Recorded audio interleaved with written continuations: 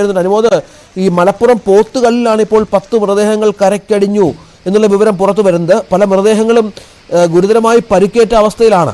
ഈ വയനാട്ടിൽ നിന്ന് ഒഴുകി വന്നതാകാമെന്നാണ് നിഗമനം. അങ്ങനെയുള്ള സാധ്യതയാണുള്ളത് അല്ലേ? രഞ്ജിത്ത്, മൃതദേഹങ്ങളുടെ എണ്ണം നമുക്ക് ഇപ്പോൾ സ്ഥിരീകരിക്കാനാകില്ല. പക്ഷേ 2 മൃതദേഹങ്ങൾ നിലവിൽ ആംബുലൻസിൽ ആശുപത്രിയിലേക്ക് മാറ്റിയിട്ടുണ്ട്, അല്ലെങ്കിൽ കൊണ്ടുപോകുന്നുണ്ട്.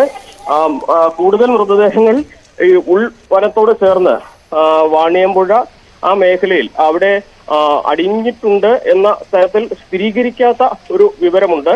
ഈ ഒരു ദുരന്തമുണ്ടായത് നിലമ്പൂരിന്റെ നേരെ മുകൾ ഭാഗത്താണ്. അതായത് കഴിഞ്ഞ തവണ 2019 ഉരുൾപൊട്ടലുണ്ടായ മേഖലയ്ക്ക് അടുത്താണ് ഈ തവണയും ഇപ്പോൾ അപകടം സംഭവിച്ചിട്ടുള്ളത്, ദുരന്തം സംഭവിച്ചിട്ടുള്ളത്.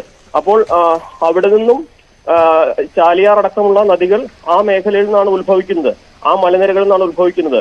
അപ്പോൾ ഈ ദുരന്തമുണ്ടായ ഇടത്തുനിന്നുള്ള മലവെള്ളത്തിൽ ഈ ഒരു മൃതദേഹാവശിഷ്ടങ്ങളും ചാലിയാർ ഒഴുകുന്നതോടൊപ്പം താഴത്തേക്ക് വരുന്ന ഒരു സാഹചര്യമാണ് ഉള്ളത്. നിലവിൽ നിലമ്പൂരിലും ഈ മലവെള്ളപ്പാച്ചിലിനെ തുടർന്ന് ജലനിരപ്പ് ചാലിയാറിലും മറ്റ് പോഷക നദികളിലൊക്കെ ഉയർന്നിട്ടുണ്ട്.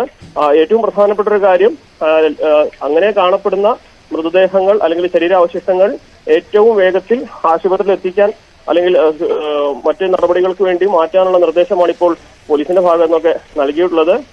ഈ ഒരു മേഖലയിലേക്ക് കൂടുതൽ ആംബുലൻസുകൾ ഇപ്പോൾ പോയിട്ടുണ്ട്.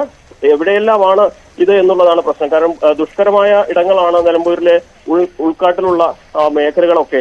വാണിയമ്പുഴയിലേക്കൊക്കെ പോകുക എന്നുള്ളത് ഇപ്പോൾ വളരെ അസാധ്യമായിട്ടുള്ള ഒരു കാര്യമാണ്. കാര്യം അവിടേക്ക് ചാലിയാർ മുറിച്ച് കടന്നു വേണം പോകാൻ. ചാലിയാർ ആണെങ്കിൽ കുത്തി ഒലിച്ചൊഴുകുന്ന ഒരു സാഹചര്യമാണുള്ളത്, മറ്റു വഴികളില്ല. തികച്ചും ദുഷ്കരമായ ഇടങ്ങളിലാണ് ഇപ്പോൾ ഈ ശരീരാവശിഷ്ടങ്ങൾ എത്തിയിട്ടുള്ളത് അല്ലെങ്കിൽ അടിഞ്ഞിട്ടുള്ളത് എന്ന വിവരമാണ് നമുക്ക് ലഭിക്കുന്നത്. എന്താണെങ്കിലും നിലമ്പൂരും അതീവ ജാഗ്രതയിലാണ്. കാരണം വയനാട്ടിൽ എന്ത് തരത്തിലുള്ള ചലനങ്ങൾ ഉണ്ടായാലും അതിന്റെ അനന്തര ഫലങ്ങൾ അല്ലെങ്കിൽ തുടർ ചലനങ്ങൾ ഉണ്ടാകുക നിലമ്പൂരിലാണ്. ഇതെല്ലാം തന്നെ ഒരു മലനിരയുടെ മുകൾ ഭാഗവും താഴ്ഭാഗവുമായിട്ട് കിടക്കുന്ന പ്രദേശങ്ങളാണ്. അപ്പോൾ ചാലിയാറിൽ വെള്ളം ഉയരുന്നത് ആദ്യം ഈ വയനാട്ടിൽ എന്ത് കനത്ത മഴ ഉണ്ടായാലും മലവെള്ളപ്പാച്ചിലുണ്ടായാലും ഉരുൾപൊട്ടുണ്ടായാലും ആദ്യം അതിന്റെ അനന്തര ഫലം വരിക ചാലിയാറിലാണ്. അപ്പോൾ അത്തരത്തിൽ ചാലിയാർ കേന്ദ്രീകരിച്ചാണ് ഇപ്പോൾ നിലമ്പൂരിലെ പ്രവർത്തനങ്ങളെല്ലാം തന്നെ ഉള്ളത്. കനത്ത മഴ പെയ്യുന്നുണ്ട്, മേഖലയിൽ പലയിടത്തും വെള്ളക്കെട്ടുണ്ട്, എത്തിച്ചേരാൻ കഴിയാത്ത സാഹചര്യമാണ് നിലവിലുള്ളത്. മലപ്പുറത്ത് എവിടെയും മറ്റു തരത്തിലുള്ള മണ്ണിടിച്ചിലോ അല്ലെങ്കിൽ വലിയ പ്രശ്നങ്ങളോ റിപ്പോർട്ട് ചെയ്തില്ലെങ്കിൽ പോലും ഈ ചാലിയാർ നിലമ്പൂർ കേന്ദ്രീകരിച്ച് കൂടുതൽ ഈ വെള്ളം ഉയരാനുള്ള സാധ്യത, ഇതെല്ലാം മുന്നിൽ കണ്ടുള്ള നടപടികളാണ് ഇപ്പോൾ പുരോഗമിക്കുന്നത്.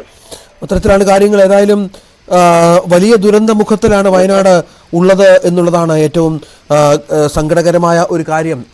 നമുക്ക് ഓർമ്മയുണ്ട്, പുത്തുമലയിലൊക്കെ ഉണ്ടായ ദുരന്തം നമുക്ക് ഓർമ്മയുണ്ട്. അതിന് തൊട്ടടുത്താണ് ഈ സ്ഥലം എന്നുള്ളത് കൂടി ഇതിനോട് ചേർത്ത് വായിക്കേണ്ടതുണ്ട്. ഇത് ഒരു തരത്തിലും ഇതിൻ്റെ ഒരു വ്യാപ്തി ഇപ്പോഴും മനസ്സിലാക്കാൻ സാധിക്കുന്നില്ല. അത്രത്തോളം വലിയ ഒരു അപകടമുഖത്താണ്.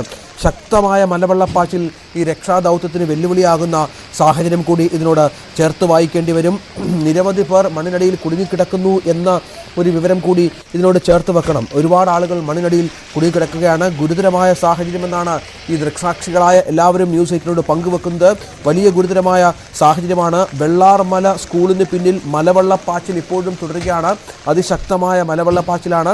നിരവധി പേരെ രക്ഷിച്ചുവെന്ന് ജില്ലാ പഞ്ചായത്ത് പ്രസിഡന്റ് അല്പം മുമ്പ് നമ്മളോട് പറയുകയുണ്ടായി. പക്ഷേ ഇപ്പോഴും കുടുങ്ങിക്കിടക്കുന്നവരുടെ എണ്ണം നിരവധിയാണ് എന്നുള്ളതാണ്. ഒരുപാട് ആളുകൾ ഇപ്പോഴും കുടുങ്ങിക്കിടക്കുന്നു. കൺട്രോൾ റൂം തുറന്നിട്ടുണ്ട്. നിരവധി ആളുകളെ കാണാനില്ലാത്ത അവസ്ഥ കൂടിയുണ്ട്. 9656938689 നമ്പറാണ് കൺട്രോൾ റൂം നമ്പറായി ഇപ്പോൾ സർക്കാർ നൽകിയിരിക്കുന്നത്. ആരോഗ്യവകുപ്പിൻ്റെയും പ്രത്യേക കൺട്രോൾ റൂം തുറന്നിട്ടുണ്ട്. 8086010833 വിളിച്ചാൽ ആരോഗ്യവകുപ്പിൻ്റെ കൺട്രോൾ റൂമുമായി ബന്ധപ്പെടാം എന്നുള്ളതാണ് ഏറ്റവും പ്രധാനപ്പെട്ട കാര്യം. 5 ജില്ലകളിൽ വടക്കൻ കേരളത്തിൽ 5 ജില്ലകൾ റെഡ് അലേർട്ട് പ്രഖ്യാപിച്ചിട്ടുണ്ട്. തെക്കൻ കേരളം, മധ്യ കേരളം തൊട്ട് വടക്കൻ കേരളം വരെയുള്ള എല്ലാ ജില്ലകളിലും അതിശക്തമായ മഴയ്ക്കുള്ള സാധ്യത കൂടി കാലാവസ്ഥാ കേന്ദ്രം പ്രവചിക്കുന്നു. കാസർഗോഡ്, കണ്ണൂർ, കോഴിക്കോട്, വയനാട്, മലപ്പുറം ജില്ലകളിൽ റെഡ് അലേർട്ട് ഇതിനകം പ്രഖ്യാപിച്ചിട്ടുണ്ട്. ഇത് വല്ലാത്തൊരു ദുരന്തമുഖത്താണ് വയനാടുള്ളത് എന്നുള്ളതാണ്.